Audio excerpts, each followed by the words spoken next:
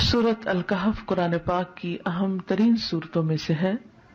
اسے ہر جمعہ پڑھنے کی تاکید ہے.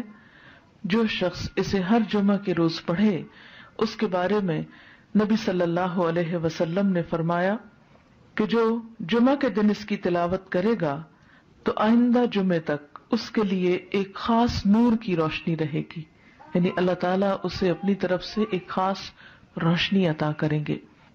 اسی طرح اس کی ابتدائی 10 آیات اور آخری 10 آیات کی فضیلت احادیث میں بیان ہوئی ہے کہ جو ان کو یاد کرے گا اور پڑھے گا وہ فتنہ دجال سے محفوظ رہے گا.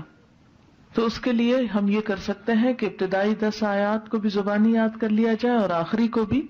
تو دن کی کسی نماز میں اگر ان کو پڑھ لیا جائے تو اس طرح انشاءاللہ وہ فضیلت جو اس کی حاصل ہو سکتی ہے وہ ہو جائے گی. حضرت عائشہ رضی اللہ عنہا کی روایت سے حدیث میں آیا ہے، اور یہ حدیث بھی ضعیف جداً ہے. صرف ضعیف نہیں بلکہ ضعیف بھی بہت زیادہ ضعیف ہے، لیکن اس کا آخری حصہ جو ہے وہ صحیح مسلم میں آیا ہے، وہ میں وہاں آپ کو بیان کر دوں گی. رسول اللہ صلی اللہ علیہ وسلم نے فرمایا، کیا میں تمہیں ایسی صورت نہ بتاؤں جس کی عظمت نے زمین و آسمان کو بھر دیا ہے، اور اس کے لکھنے والے کے لیے بھی اتنا ہی اجر ہے، اور جو اس کو جمعہ کے دن پڑھے تو اس جمعہ سے لے کر جمعہ تک یعنی اگلے جمعہ تک اور 3 دن کے زیادہ بھی گناہ بخش دیے جاتے ہیں. اور جو آدمی سوتے وقت اس کی آخری 5 آیتیں پڑھے تو وہ رات کے جس حصے میں بھی اٹھنا چاہے گا اللہ اسے اٹھائے گا. تو لوگوں نے کہا ہاں اللہ کے رسول صلی اللہ علیہ وسلم ضرور بتائیے، تو آپ نے فرمایا سورۃ کہف. بہرحال ایک اور حدیث میں، اب یہ جو حدیث ہے یہ صحیح مسلم کی ہے کہ جو اسے جمعہ کے دن یا جمعہ کی رات میں پڑھے گا، یعنی جمعہ کی رات وہی جو جمعہ سے پہلے آ جاتی، وہ فتنے سے محفوظ رہے گا. اور ایک اور بات سے پتہ چلتا ہے کہ فتنہ دجال سے محفوظ رہے گا. اور اس کی جو پہلی 10 آیتوں سے متعلق حدیث ہے وہ بھی صحیح ہے کہ جو شخص اس کی پہلی 10 آیتیں پڑھے گا، یاد کرے گا، وہ فتنہ دجال سے محفوظ رہے گا. اسی طرح اس کے پڑھنے سے گھر میں سکینت اور برکت نازل ہوتی ہے. ایک مرتبہ ایک صحابی نے سورہ کہف پڑھی، گھر میں ایک جانور بھی تھا، وہ بدکنا شروع ہو گیا.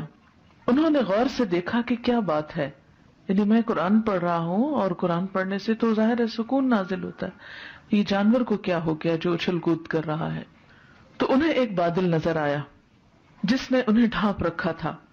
صحابی نے اس واقعے کا ذکر حضور اکرم صلی اللہ علیہ وسلم سے کیا تو آپ صلی اللہ علیہ وسلم نے فرمایا، اسے پڑھا کرو، قرآن پڑھتے وقت سکینت نازل ہوتی ہے.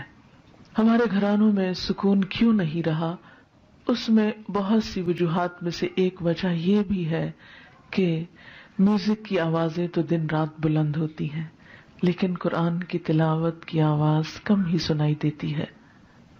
اس کے لیے میں یہ سجیسٹ کروں گی کہ ایک تو قرآن پاک کا کچھ نہ کچھ حصہ نماز فجر کے بعد بلند آواز سے تلاوت کیا کریں کہ آپ کے آس پاس کی چیزیں سنیں، آپ کے گھر کے افراد سنیں، در و دیوار سنیں، کیونکہ جہاں جہاں تک قرآن کی آواز جائے گی وہ سب چیزیں آپ کے حق میں گواہ بنے گی.